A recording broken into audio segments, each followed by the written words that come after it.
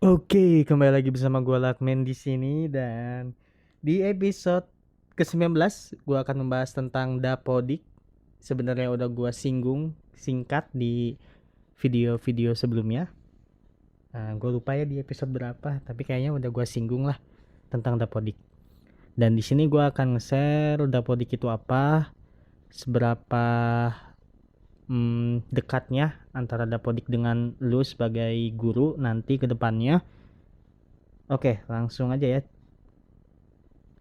Dapodik atau Data Pokok Pendidikan adalah suatu sistem pendataan yang dikelola oleh Kementerian Pendidikan dan Kebudayaan saat itu, sekarang Kementerian Pendidikan, yang memuat data satuan pendidikan, peserta didik, pendidik dan tenaga kependidikan, dan substansi pendidikan. Data tersebut bersumber dari satuan pendidikan yang terus menerus diperbaharui secara online. Oke. Data tersebut bersumber dari satuan pendidikan yang terus-menerus diperbaharui secara online.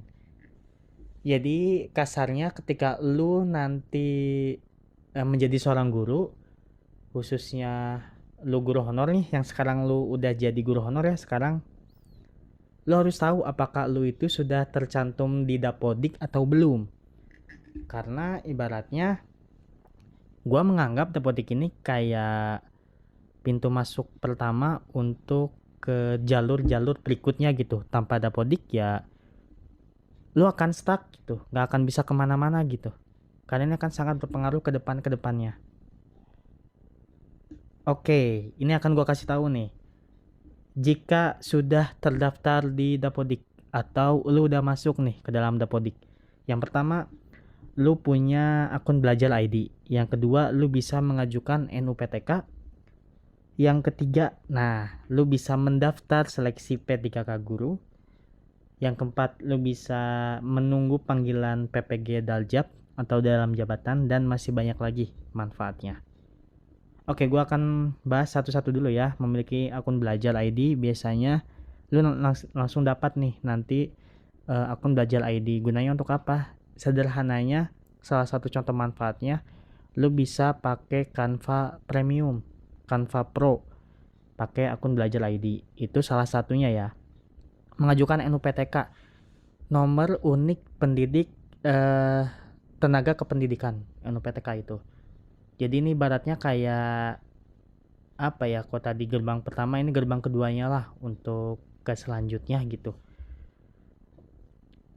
Tapi ini apa ya, pengajuan NUPTK itu apakah dikembalikan lagi kepada instansi sekolahnya masing-masing, karena yang gua tahu di salah satu sekolah bahwa untuk mengajukan NUPTK ketika lu udah masuk Dapodik lu harus nunggu lagi 2 tahun apa 3 tahun gitu, setelah itu baru bisa mengajukan NUPTK.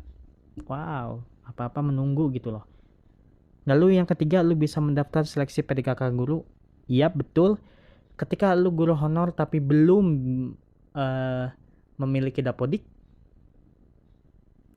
sayonara kepada lu yang ingin daftar seleksi PDKK guru. Yang keempat, menunggu panggilan PPG Daljab. Itu pendidikan profesi ya dalam jabatan. Oke, ini jika sudah terdaftar di Dapodik. Nah, kalau ini jika belum terdaftar, kebalikan dari yang tadi. Lu nggak punya akun belajar ID, salah satunya mungkin lu nggak bisa pakai Canva Premium, di mana itu mungkin akan berguna buat lu bagi guru-guru yang suka desain, entah itu buat media pembelajaran ataupun membuat RPP dan sebagainya. Lu juga nggak bisa mengajukan NUPTK, lu juga nggak bisa mendaftar seleksi PDKK guru, dan lu nggak bisa tapi lu nggak bisa ikut PPG Daljab, tapi lu bisa ikut PPG Prajabatan.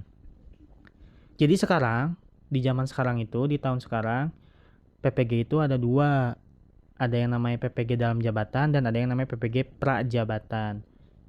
Secara sederhana, PPG Daljab bagi lu yang udah punya Dapodik dan udah punya NUPTK, baru lu bisa ikut PPG Daljab, di mana PPG Daljab PPG khusus untuk guru-guru yang sudah mengabdi di sekolah, sedangkan Prajabatan itu untuk PPG yang digunakan atau diperuntukkan untuk mahasiswa atau guru yang belum masuk Dapodik atau mahasiswa yang baru lulus S1. Jadi langsung fresh graduate mau ikutan PPG Prajabatan mangga silahkan.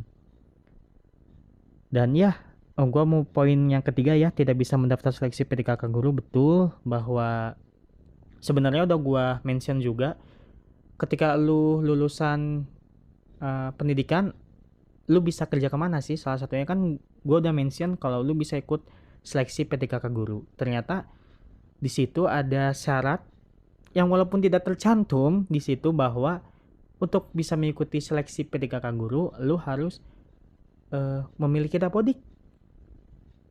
Begitu. Jadi, tapi untuk memiliki Dapodik berarti lu harus bekerja dulu di instansi sekolah. Untuk memiliki Dapodik juga tergantung kebijakan sekolahnya. Nanti akan gua bahas lah. Ya, tapi secara garis besar seperti ini dulu. Oke, ini udah kali ya. Oke.